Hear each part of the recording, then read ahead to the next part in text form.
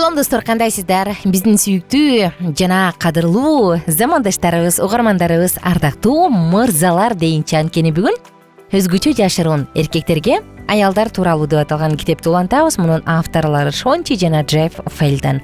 Джефф жолдошу, Шонти болсо аялы. Бул китепти Джефф жазган. Ошондуктан мырзанын сөзүн мен айтып берем.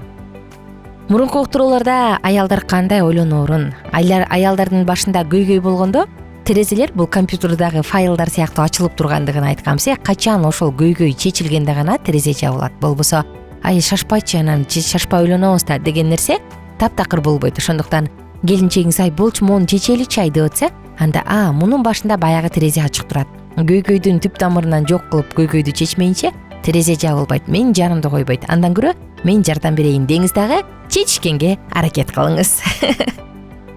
Бүгүн болсо мырза камсыздоочу кандай ойлонот? Негизи ал ким? Анын ички дүйнөсү кандай? Мына ошол жөнүндө сөз кылабыз.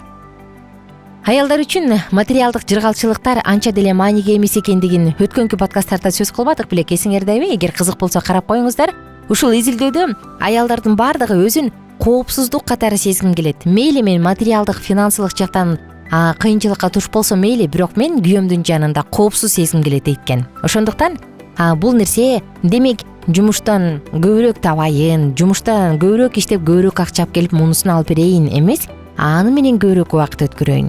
Келинчегим мени сүйөрүмө ишенсин, сүйүүмдү далилдейин дегенди биринчи орунга койгонго түртөт. Мурунку уктурууда биз айткандай, материалдык жыргалчылыктар аялдар үчүн анча маани эмес экендигин дагы бир жолу айтпадыкпы? Балким мунун себеби аялыңызда эмес, сизде чыгар. Шонти менин келинчегим өзүнүн өзгөчө жашыруун аялдарга эркектер тууралуу деген китебин жазып жатканда жүргүзгөн сырамжылоолору көрсөткөндөй, бардык эркектердин 4/3 бөлүгү дайыма же көп учурда үй бүлөнү камсыздоо тууралуу тынчсызданышат. Ал эми көпчүлүгүбүз өз өмүрүбүздү ансыз элестете албайбыз. Эркектер жумушту жашоосунун четине жылдырып кое алышпайт. Биз жасап жаткан иш биздин ким экенибизди аныктайт. Намысыбызды жана башка сезимдерибизди бекемдейт. Мисалы, өз үй бүлөбүздүн финансылык бакубаттыгы үчүн эмгектенгенибиз биздин жакындарыбызга болгон сүйүүбүздүн маанилүү көрсөткүчү. Мындан таларсыз жыйынтык келип чыгат. Менин жумуш күнүм канчалык узак болсо, менин сүйүүм ошончолук күчтүү. Биздин сүйүктүүлөрүбүз бул тууралуу билет деп ишенебиз. Бирок мен таап чыккан көйгөйдүн себеби алардын бул тууралуу билбегенинде. Чындыгында аялдын көңүлү тынч болуп, өзүн коопсуз сезиши үчүн ага биздин убактыбыз жана көңүл буруубуз талап кылынат. Жумушка өтө көп көңүл буруп, убакыт жумшагандыгыңыздын негизинде жумуш сиздин жашооңуздагы негизги баалуулук деген пикир келип чыгат. Мунун аркасында аялдар өзүн сиз үчүн артыкча баалуу эмесмин деген жыйынтык жасайт. Натыйжада аялдын жан дүйнөсүндө сүйкүмсүздүк, четке кагылгандык сезимдери келип чыгат. Булар өзүңүздүн аны сүйөрүңүздү далилдөө үчүн далбаас уруп жатканыңызга карабастан болуп жатат. Бактыбызга бул көйгөйдү чечүүнүн жолу бар. Мындан башташ керек. Коопсуздук тууралуу биздин түшүнүгүбүз менен аялдардын түшүнүгүнүн ортосунда айырма бар болгон соң, аялдар коопсуздук катары эмнени элестетерин аныктайлы. Аялдын түшүнүгүндө коопсуздук деген эмне? Ошентип аялдардын көз карашы боюнча коопсуздук деген түшүнүк эмнени билдирет? Ал үчүн коопсуздук бул төмөнкүлөр экен. Кызык. Биринчиси, сиз менен анын ортосундагы чыныгы жакындык бар экендигин сезет. Экинчиси, аны менен бирге өткөргөн убактыңыз сиз үчүн кымбат экендигин жана ал убакытты колуңуздан келишинче узартууга умтулганыңызды аялыңыз көрүп турат. Үчүнчүсү, ага берилгендигиңизди сезет. Төртүнчүсү, үй бүлөнүн турмушуна жигердүүлүк менен катышууңузду көрөт. Бешинчиси, акырында сиздин үй бүлөнү камсыз кылууга аракеттенгениңизди көрөт. Бул пункттардын ар бирин өз алдынча карап чыгалы. Мисалы, биринчиси, сиз менен анын ортосундагы чыныгы жакындык болгондо аял өзүн коопсуз сезет.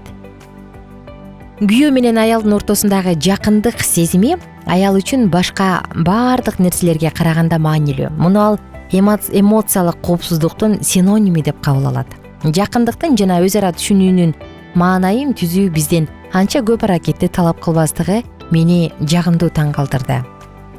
Эркек үчүн банктагы эсеп өзүнө жана иштериндеги ийгиликке ишенүүнүн негизи. Бирок аял үчүн күйөөсү экөөнүн ортосундагы жакындык сезими руханий дагы денелик дагы ишенимдүү валюта болуп эсептелет. Ал сиздин сүйүүңүзгө муктаж. Экөөңөрдүн бири-бириңерге караштуу экендигиңерди билиш үчүн ал сиздин эң жакшы жана жакын досу болгусу келет аял. Бирок бул жерде эркектер үчүн дагы бир күтүлбөгөн ачылыш жаралат да. Экөө бир үйдө чогуу жашашса, экөөнүн ортосунда сексуалдык мамиле болсо, булар бири-бири менен чындыгында эле жакын мамиледе дегенди түшүндүрбөйт. Мага белгилүү болгондой, эркектердин көпчүлүгү жакындыкка караганда өздөрүнүн өлчөмүн колдонушат экен. Экөө бир үйдө, экөө бир төшөктө. Дагы эмне керек депчи. Аялдар үчүн бул факторлор чыныгы жакындыктын маанайын түзүү үчүн жетишсиз болот. Төмөндө аялдардын бир контролдук группасынын мүчөлөрүнө берилген суроолор тууралуу маалымат берилет. Алардан күйөөңөр үйдөн алыс кеткенде кандай сезимде болосуңар деген суроого жооп берүү сунушталат. Мисалы суроо: күйөөңүздүн жаныңызда болуусу өзүңүздү жалгыз сезбөөгө кепилдик боло алабы? Жооп: дайыма эмес, кээде ал жанымда болгондо деле өзүмдү абдан жалгыз сезем дейт. Кызык, чыныгы жакындык сезими эмнеден келип чыгат? Жакындыктын жана өз ара түшүнүүнүн атмосферасын түзүш үчүн эмне талап кылынат? Мында бири-бирине берилгендиктин сезимин, эки жактан тең болгон сүйүүнү жана ак ниеттүү достукту коштоп жүргөн майдан нерселер чоң мааниге ээ. Мисалы, биринчиси, аялыңыз силердин бири-бириңерге толугу менен таандык экениңерди жана бири-бириңерди сүйө турганыңарды сезип турушу керек. Ал турсун көңүл буруунун кичинекей белгилери дагы мен элестете албагандай деңгээлде сүйүүнү ачып берип, жакын мамилени бекемдейт. Буга кошумча ал иш аракеттердин баардыгы абдан жөнөкөй жана иш жүзүндө ашырууга оңой. Бул тууралуу Шонти мындай деди эле да. Чындыгында бул майда нерселер эч нерсени деле өзгөртпөйт, бирок алар менин өзүмдү коопсузмун жана сүйүктүүмүн деп сезүүгө же тескерисинче сездириши мүмкүн. Эмоционалдык абалыма таасир берет. Көңүл буруунун бир кыйла салмактуу белгилери, мисалы, романтикалык кечки тамак мынчалык мааниге ээ болбойт. Булар рахаттануу алып келет жана убак менен болуп туруш керек. Бирок сен автомобиль аялдамасында жөн гана менин колумду өз колуңа алгандагыдай, же мен сени экөөбүзгө гана белгилүү болгон ысым менен атап, үн менен жазылган кат жибергениңдей сезимимди толкундантпайт дейт. Караңызчы. Билесизби? Мен мурда мындай майдан нерселерге анча көңүл бурчу эмесмин, бирок алардын канчалык мааниге экендигин түшүнгөндөн кийин мен кандай эле жөнөкөй деп ойлодум. Мындай майдан нерселерге бир дагы аял кош көңүл калбайт. Мунун канчалык жөнөкөй экендигин төмөнкү мисалдан көрө аласыз. Контролдук группанын чогулушчуларынын биринде биз аял эмнеден бактылуу боло ала тургандыгы тууралуу сөз кылдык. Капыстан Шонти жакын арада болуп өткөн бир окуяны эсине түшүрдү.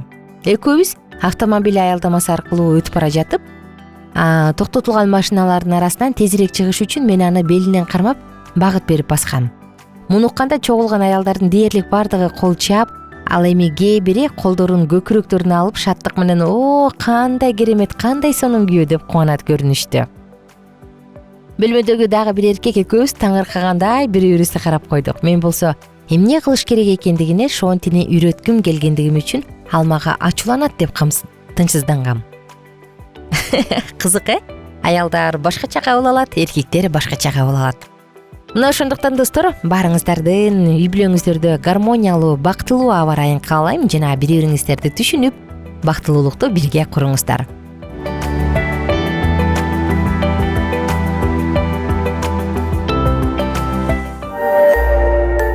Биздин сабактар менен кененирээк Ал китап чекит медиа сайтынан таанышыңыз.